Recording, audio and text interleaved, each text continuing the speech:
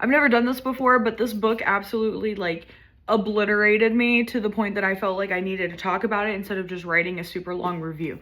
This is The Killer Angels by Michael Shaara. This is a historical fiction specifically on the battles of Gettysburg, which is Civil War. And this book was insane, like in the best way possible. It was so good. It was way better than I was expecting it to be. I picked this up for like $1.50 from my thrift books store. And I picked it up, I bought it, I didn't even check anything about it, I didn't even like go like this when I picked it up, I just picked it up and bought it. And then I looked at reviews on Storygraph, and I was very happy to see what I was seeing. I was like, okay, I'll read this over my spring break. And usually books about this size, this is a little less than 450 pages, it's about 435.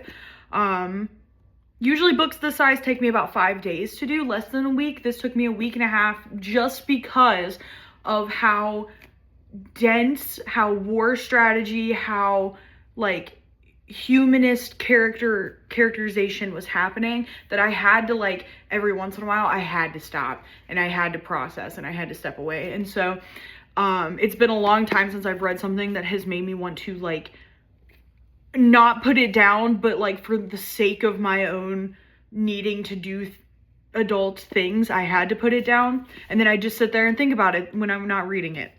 This covers both sides, Confederate and Union, and every other chapter is a different side. So you would be reading Confederate, and then the next one you're going to be going to the Union side and seeing basically the same exact time frame, just what is happening on the other side. So to help keep up with that, I made myself a little paper note of the whose names are on which side, and then at the beginning of this book has a understanding of the armies and an understanding of the men, and it gives like little bios for each character, that it has narration, and every character is distinct. Towards like, I would say probably like 55% of the way through, I didn't need to reference my little cheat sheet because I knew who they were. I knew what their specific personal motivation was for what they were doing, and I could understand why both sides, at least in this novel, why both sides were fighting as fervently as they were. And as someone who, like, I love history, I'm a huge history person. I'm not the biggest fan of American history, just personally, that's not my thing. This made me want to read, like, more Civil War, just in general, like fiction, nonfiction. Like, just, it sparked an interest in a timeline of history that usually I would not gravitate towards.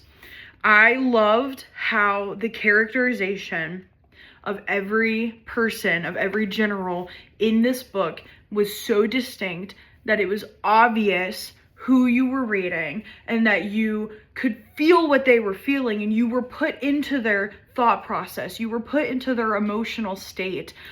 There's, without a whole lot of spoilers, but like this book came from the 70s, so how many spoilers can it really have anymore? But without giving away too much spoilers, there is one character in the Union that is very inexperienced. He is a professor who is turned into a general, and he's from Maine. And he probably had the roughest go, truthfully, of all of these men. Majority of the other characters that you read perspectives from are soldiers. They were soldiers before this war. They are now colonels, or they're now generals in this war. They understand what it means to lose men, to send men to their deaths, to be amongst the men that they know are not coming back out of this battle. This guy, his name, he is Colonel Chamberlain. His name is Chamberlain. This guy, he just goes through it, and his emotional journey from start to finish, I think, was the most compelling to me, because I could see the empathy taking over in times where the other generals and the other characters that we read from, they let their analytical side take over, and instead he let his empathy take over, and it produced results that were different but we're still successful. And I think that having that perspective in the middle of this was really important to see.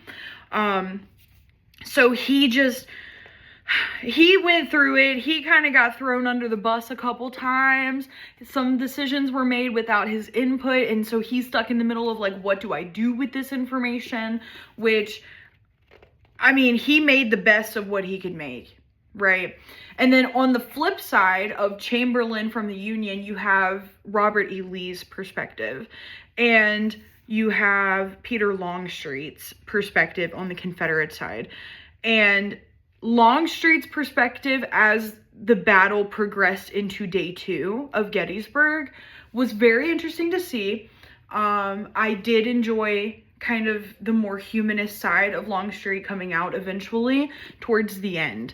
But to see the decline of Robert E. Lee from start to finish, but not in a infamy way. His infamy remained strong and steadfast, but his own personal turmoil throughout the whole thing was so interesting to see, and to see how, you know, not just brain capacity on strategy, but your health and how your mental health and how the environment and honestly the vibe around you affects your strategy building ability. That was so interesting to see in Robert E. Lee's chapters. And I'm going to say that it was interesting to see how he was kind of indifferent at some points to the fact that this battle probably was going to sell the war for the Confederate side. They were going to have to sell out. And towards the end there, I really thought that he just did not care. And then you see later on that maybe that's not quite the case, but like that's the vibe that you get when they're heading into day 2 of this battle, where he just full send it, bro. Like, let's go. We're going full send. And everybody else is kind of like, I don't know if that's a good idea. And he's just like, no, God's on our side.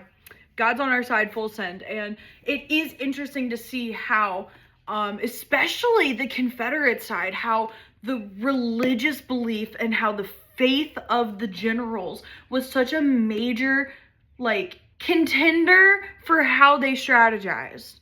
And you're reading it, and I can say it now that it's like, I don't know if maybe that's the best way to do that, but when you're reading it, you're sucked into their thought process, into their emotional process, that yeah, why wouldn't they believe that God has ordained this battle for them and that it is their duty to go into this battle, whether they win or not? Like, that's insane. Saying it out loud, you're reading it and you are completely sucked in, and you got to do what you got to do, man. And that makes so much sense. And so seeing the other side, the Union side, being like, we're on our home turf. We have all of the people of Pennsylvania, like, because Gettysburg is in Pennsylvania. I don't know if you know that, but like Gettysburg, and we have all of the people of Pennsylvania, like, they're coming to our aid. We have supplies. We have the men. We have the artillery power, the manpower. Like, yes, we believe in God, and yes, God's a part of this, but like, we're kind of set. So there's really no point in being like super nervous about it. And so it was just such a good read. I enjoyed I'm going to try to find one for you, these little maps throughout the book. This is like halfway through, of where the battalions are, who's leading them, and where the push is into Gettysburg, and how the take of the hill was like a major contender for figuring out where the scope of this war was going to be heading. And so I just was sucked in. I'm going to be honest, I wasn't really sucked in until about probably 60 or 70 pages in, when the strategy started turning into actual movement of the men. And once a certain troop, I'm not going to spoil which one, but once a certain troop gets moving and starts heading that direction, you feel the energy shift. And you feel the energy shift from both sides, because while one side is starting to get a little excited because one of their troops is heading their way, one of the big strong troops, you feel the energy shift on the other side of they know that this troop is on the way and that this puts a wrench in some plans. And so it's really cool to be able to see both sides back to back. Like, you see the excitement in one and the nervousness in another, and then you go back into that troop is here. Here's what we're gonna do. And it was just so cool to see. This is my first war fiction, historical fiction. I do enjoy historical fiction. I've read quite a few historical fiction novels in my adult life, and quite a few as a teenager because of like high school class, you know. But this was my first war fiction, period. I've never read something war heavy before, and so to just like not understand war strategy, I don't understand battalion strategy, I don't understand why we're pulling out certain groups to send in another group, and like why we're doing this. I didn't need to know the underlying reason why. I was able to follow, and I was able to see, because I have read from the other characters' perspectives, and I'm currently reading from a character's perspective, why we're sending in a different group of men. I completely know why. Because this group of men is freaking insane, and that group of men is a little more reserved. So let's switch them out because the war is turning in a different favor. I don't need to understand the strategy. I don't need to understand the inner working and the politics of it. I don't have to understand that. I understand from the characterization of why we're making decisions. And that is why this is so good, regardless of if you understand the history, regardless if you understand historical war strategy. You get sucked in and you understand immediately once you get tied in with the characters. And that is how I know that I could probably pick up any other book from Michael Shaara, and he has quite a few. And technically, this is the second one in a Civil War series that he had wrote, but this is the first one. So then he went back and wrote a prequel to a battle that happened before Gettysburg, and then he wrote a finale to the Civil War. And they go together. It's a trilogy. I definitely think I'm going to be picking them up and reading them too at some point. Maybe not right now. I think I might need to take a break from war fiction now that I've dipped my toes into it, because this was a little dense. This was a little rough in some patches to get through, just because I was not prepared for the graphic writing of men dying, horses dying, you know, the screaming, the bloody murder, heads getting blown off by cannons. Like, it happened. It should have expected it. I didn't expect it in graphic detail. And so sorry, that's Kevin, who cannot sit still for the life of him. So I am very excited to be able to read more, just not right now, because I have a couple other books on my docket that I am looking forward to getting to read. And so I am excited that I picked this up, and I'm excited that I enjoyed it. And I enjoyed it enough that I'm making a video instead of writing out my review, because I don't even know how to begin to explain this in a written format. Let me just ramble about it for a while, and that's good enough. I think if you enjoy war, if you enjoy historical fiction, I think you'll really enjoy this.